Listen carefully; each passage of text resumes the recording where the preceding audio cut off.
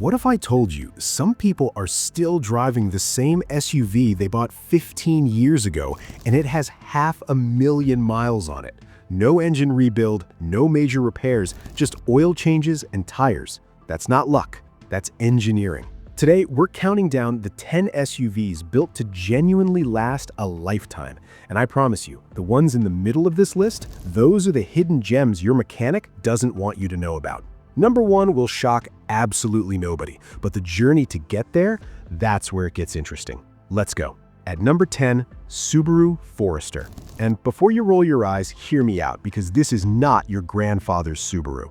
Old Foresters, head gasket disasters, nightmare ownership, total chaos. Subaru had a reputation problem, and they knew it. So in 2014, they completely fixed it. New timing chain setup, new engine philosophy, and here's the engineering secret most people skip over. Subaru uses a boxer engine, where the cylinders lay flat instead of standing upright. That lowers the center of gravity, kills vibration, and means your components age like fine wine instead of cheap cheese. Add in Subaru's symmetrical all-wheel drive, battle-tested for decades through snow, mud, and mountain passes, and you've got a machine that quietly racks up miles while you're busy doing literally anything else. Boring? Maybe. Bulletproof? Absolutely. Number 9, the 3rd-gen Honda Pilot. 3 rows, a 3.5-liter V6, and reliability record so boring it's beautiful. Here's the secret to why it lasts. It's almost never working hard. That V6 was engineered for levels of stress that a school run and a highway cruise will never come close to reaching. An engine that's always operating below its limits. That engine lasts forever.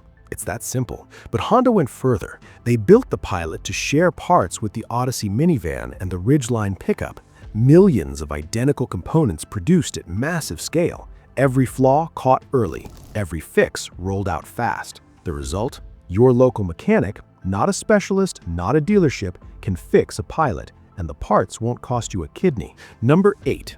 And pay very close attention here, because this one might be the best kept secret on this entire list. The 2nd generation Acura RDX, 2013 to 2018. Now, the newer RDX, turbocharged 4-cylinder, overly complex transmission, and infotainment system that owners have described as an expensive frustration. Not great. But the 2nd gen? Completely different story. This one ran Honda's legendary J-Series 3.5-liter V6, one of the most celebrated engines the company has ever built, paired with a clean, simple 6-speed automatic. The only real service item?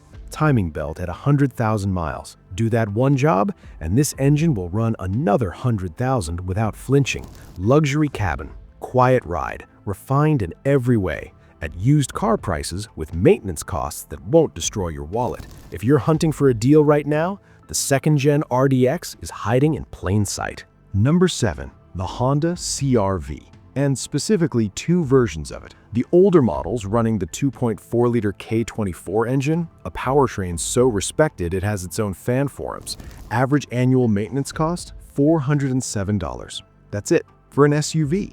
That number alone should stop you in your tracks. Then there's the CR-V Hybrid, and this is where it gets genuinely wild. Honda's 2-motor hybrid system eliminates the traditional transmission almost entirely. The electric motor connects directly to the wheels, fewer moving parts, fewer failure points, and regenerative braking means your brake pads can last 100,000 miles instead of 40,000. You know how you can tell a car is truly reliable? CR-V owners refuse to sell. There are entire forum threads, people at 220,000 to 250,000 miles asking, should I finally trade it in? And the answer they keep getting? No, just keep driving it. Number 6, the Mazda CX-5. And this one deserves way more credit than it gets. While every other automaker was shrinking engines, strapping on turbos, and cramming in CVT transmissions to chase fuel economy numbers, Mazda looked at all of that and said, no.